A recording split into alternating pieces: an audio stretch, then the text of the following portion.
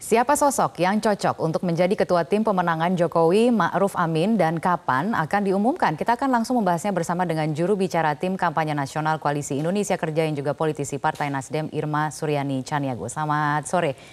Mbak Irma, terima kasih telah bergabung bersama kami di Prime Time News. Publik menunggu-nunggu apa sebenarnya yang ditunggu sehingga sampai dengan sekarang ketua tim pemenangan belum juga diumumkan? Itu kan bagian dari strategi politik, ya. Namanya kita punya kontestasi politik, ya, bertarung dalam pilpres. Tentu kita punya strategi. Itu yang pertama. Yang kedua, kita juga nggak bisa sembarangan juga. Kita punya pengalaman yang kurang bagus. Ketika misalnya kita melontarkan beberapa nama, misalnya seperti itu kan. Nah ini juga nggak baik ke depannya. Jadi kita memang betul-betul berhati-hatilah ke depan.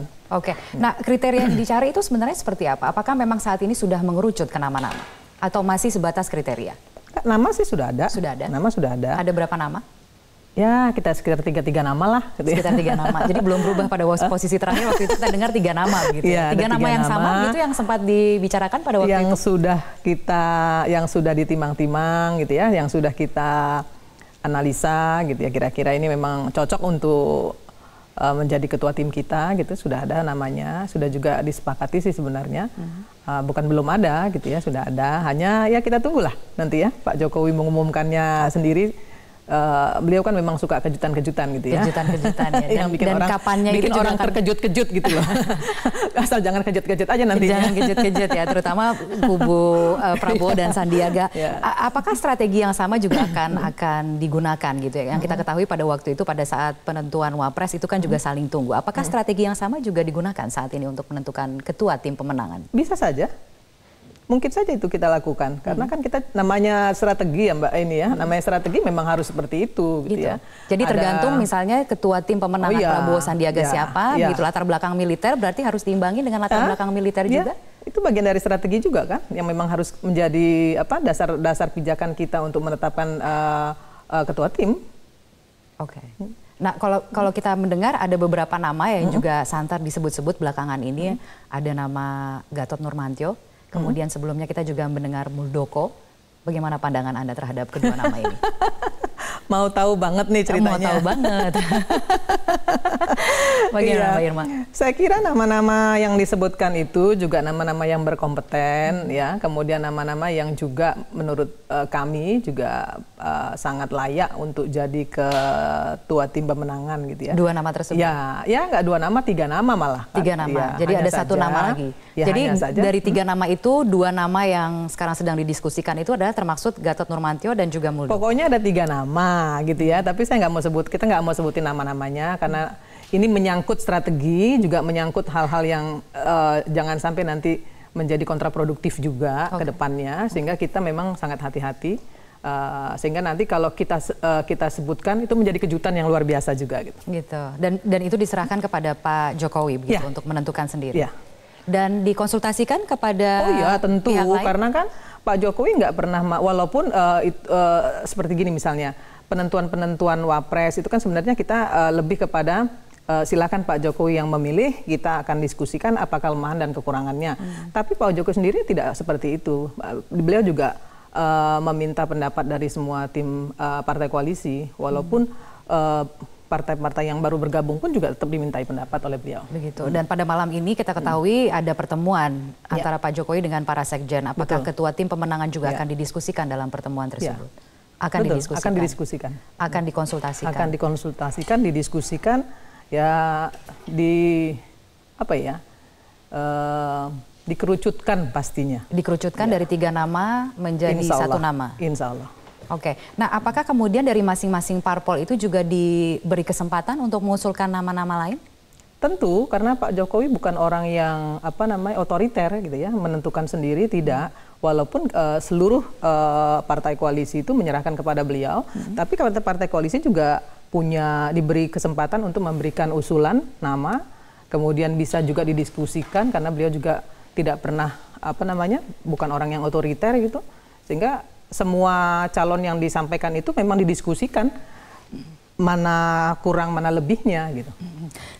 Dan artinya 3 nama yang sudah mengerucut ini juga usulan dari parpol-parpol pendukung Atau seperti apa kira-kira? Ada juga. Atau masih akan diusulkan lagi nama-nama yang lain? Ada juga. Gini, kan ya, kita kan selalu ingin play to win, ya. Jadi play to win itu memang menjadi target kita, sehingga kita dalam menentukan ketua tim ini nggak main-main, nggak main-main. Jadi memang betul-betul hati-hati karena kita pastikan kita harus menang. Jadi itu pertanyaan saya berikutnya, seberapa strategis sebenarnya begitu posisi ketua tim pemenangan? Sangat strategis. Itu jadi artinya apakah memang profil yang dicari ini adalah profil yang memang sudah dikenal luas begitu oleh publik atau seperti apa kira-kira? Yang pertama, beliau pasti harus punya elektabilitas ya, dikenal oleh publik. Kemudian dia juga punya kapasitas tentu, dan yang terakhir dia harus punya akuntabilitas sehingga publik betul-betul bisa percaya dengan apa yang disampaikan oleh beliau, gitu ya.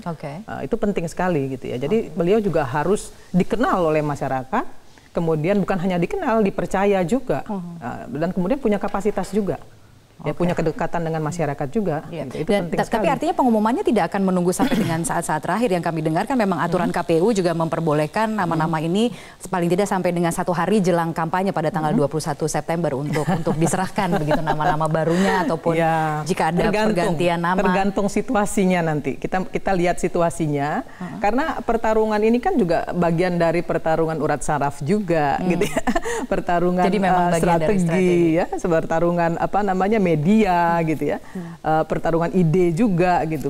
Banyak yang kita pertarungkan di sini sehingga kita nggak bisa sembarangan memunculkan 1-2 nama, gitu. Dan untuk sementara waktu kan sekarang timnya sudah lengkap, sudah cukup lengkap, gitu. Saat ini sudah didaftarkan, kita sudah mengetahui diumumkan beberapa nama. Apakah sudah mulai bekerja tanpa ketua? Kita sudah membuat klaster-klaster. Siapa-siapa saja yang expert di bidang ekonomi, siapa yang di bidang infrastruktur, yang di kesehatan misalnya, atau yang di kemiskinan, yang di pertanian, kehutanan, itu semua sudah kita susun. Sudah ada klaster-klasternya dan itu sudah kita turunkan sampai ke bawah. Artinya sudah mulai bekerja, sudah bertemu, begitu. Sudah berapa kali pertemuan? Sudah 3 kali. Sudah 3 kali pertemuan dan kalau melihat sudah terbentuk klaster-klasternya sudah terbentuk, koordinator-koordinatornya, direktur-direkturnya juga sudah terbentuk. Dan jubir-jubir juga akan dibagi-bagi berdasarkan sektor, gitu seperti yang disampaikan tadi? Iya, dari 8 jubir yang kemarin diusulkan di draft itu semuanya juga sudah punya sudah punya kapasitas masing-masing. Sesuai dengan kapasitas masing-masing, walaupun jadi ada bidang-bidangnya. Iya, walaupun secara keseluruhan kita semua memang harus punya pengetahuan ekonomi yang bagus, ya. Tapi spesialisasi kita juga dibagi ke seluruh juru bicara ini. Menarik bahwa Anda mengatakan pengetahuan ekonomi yang bagus. Mengapa ekonomi ini menjadi kunci? Kalau kita melihat sekarang kampanye belum dimulai, tapi dari kubu Prabowo dan Sandiaga sepertinya sudah mulai melancarkan serangan dan bahkan mengatakan bahwa ekonomi ini akan menjadi fokus dari kampanye mereka. Ya, karena kan sekarang kalau mau bicara SARA udah nggak laku lagi. Ada Ma'ruf Amin, ada Kiai Haji Ma'ruf Amin, ya kan? Sudah nggak laku lagi lah SARA itu sekarang kalau mereka tetap itu dipakai, ya. Nah, yang satu-satunya yang bisa digunakan adalah ekonomi. Tapi kita punya data berbasis angka berbasis data. Nah, mereka kan nggak punya basis data.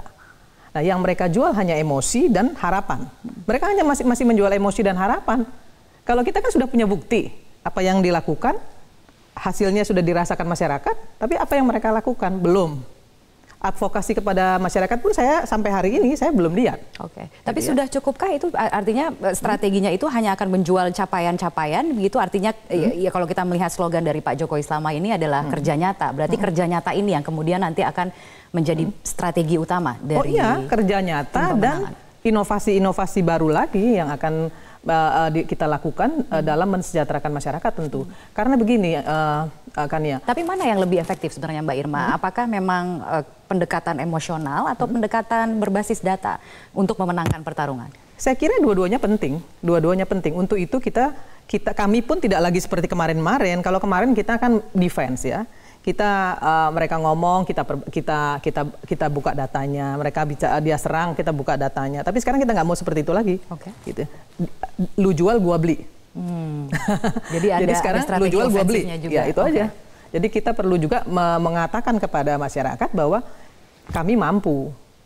kami bisa buktikan dan